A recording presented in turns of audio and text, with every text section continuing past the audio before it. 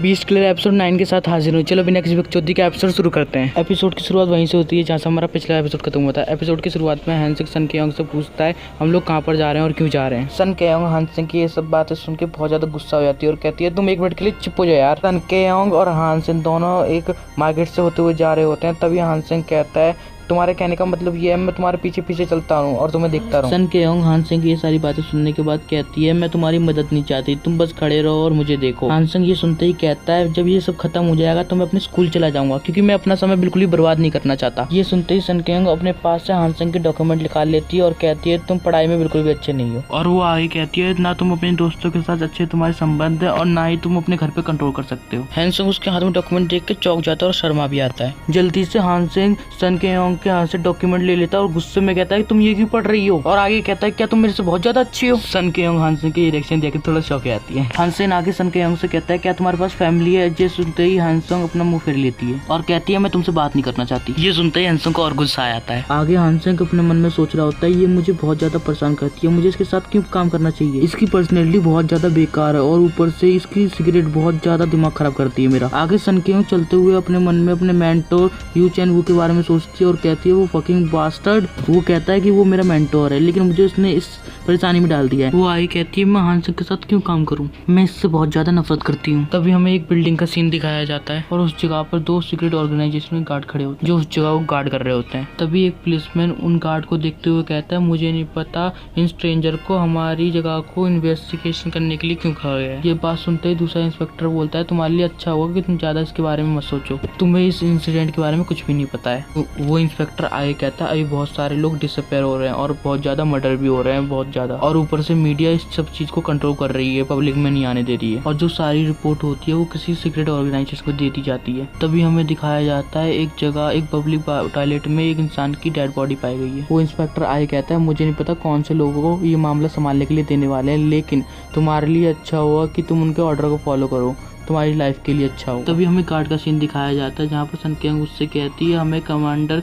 Young चैन वू के द्वारा भेजा गया है सीक्रेट गवर्नमेंट ऑर्गेनाइजेशन से। आगे सन केयोंग उस गार्ड से कहती है चलो सिचुएशन के बारे में बताओ। जो एजेंट है सन केयोंग के पास जाते हुए कहता है मुझे लगता है इस घटना को हुए 3 घंटे हो चुके हैं। आगे वो बताता है जो हॉस्पिटल के गार्ड थे उनने पहले लाशें देखी थी और फिर उनने पुलिस को बताया। सन केयोंग उस एजेंट की बात सुन के कहती है क्या कोई सर्वाइवर बचा है। वो कहता है नहीं सभी लोग मर गए और हम देख पाते हैं हर जगह लाशें बिखरी होती हैं और उन्हें बहुत ब्रूटली मारा है। किसी का धड़ अलग है, किसी का शरीर अलग है, किसी का हाथ अलग है। ये सब देख के हैंसिंग की आंखें फटी की फटी रह जाती हैं। आगे सन केयोंग एक बंदे को देखते हुए कहती है जरा इसे देखो तो सही, उन हरामियों ने इन लोगों को मार के एक पहाड़ इकट्ठा कर दिया कितनी सफाई से। आगे वो एक इंसान को देखती है जिसकी आंखों में खून भरा होता है और किसी ने उसकी जीभ भी काट दी होती है। वो कहती है इसकी डेथ तो बहुत ज्यादा पेनफुल रही होगी। आगे सन केयोंग उसी बंदे के पास बैठ जाती है और हैंसिंग से कहती है तुम जरा देखो सही, उन लोगों ने इन्हें तुरंत नहीं मारा बल्कि पहले इनका मजाक उड़ाया और बड़े दर्दनाक तरीके से मारा और वो इस प्रोसेस को बहुत एंजॉय कर रहे होंगे। हैंसिंग की ये सब देख के उल्टी आ रही होती है। तभी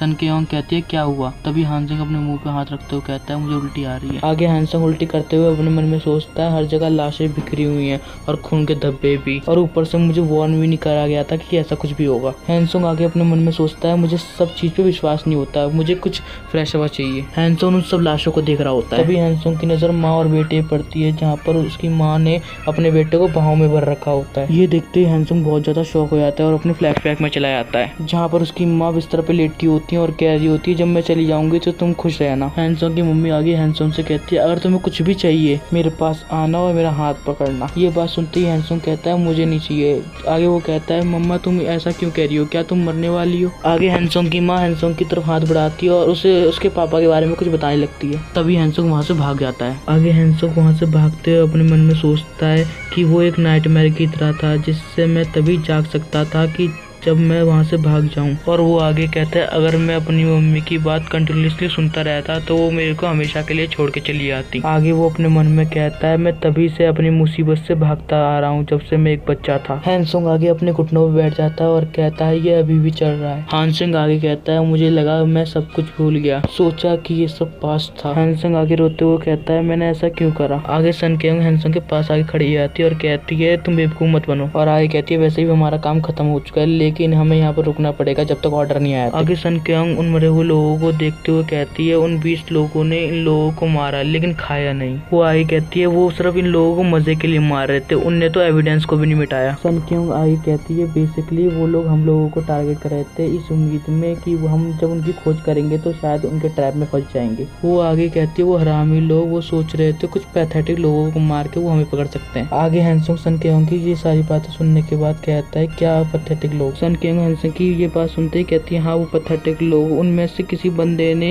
हिम्मत नहीं करी बीच से फाइट करने की। आगे वो कहती है उनकी मौत उनके ना लड़ने की वजह से हुई है। आगे हैंसोंग सन क्योंग की तरफ घूरते हुए कहता है क्या तुम बकवास कर रही हो। और हैंसोंग खड़ा हो जाता है और सन क्योंग की आंखों में देखते हुए कहता है तुम्हें उन लोगों के बारे में कुछ भी पता था। आगे और भी गुस्से में कहता है तुम ये सब कैसे कह सकती हो। जिस पर सन क्योंग कहती है वेल हाँ तुम भी पहले ऐसे ही थे जब तक तुम्हारी एबिलिटी नहीं मिली थी, तुम भी पहले पैथेटिक थे, मैं तुम्हें दोबारा बता रही हूँ। आगे वो कहते हैं जो अपनी जिंदगी बचाने के लिए लड़ नहीं सकते वो जिंदा रहना डिजर्व नहीं करते। ये सुनते ही हैंसोंग अपनी मुट्ठियां कस लेता है और सन क्योंग को एक पंच मारता है जिससे बिल्डिंग की जो दीवार होती है वो भी टूट जाती है। लेकिन हमें धुएं घटने के बाद का सीन दिखाया जाता है हैंसोंग ने उसके बिल्कुल बगल में मारा होता है मुक्का, जिसकी वजह से दीवार टूट जाती है। हैंसोंग आगे कहता है क्या तुम खून खराबा देखना चाहती हो, जैसा तुम चाहती हो अब मैं वैसा ही करूंगा। आगे वो उसके पास से जाते हुए कहता है मैं सब कुछ करूंगा बिना तुम्हारे।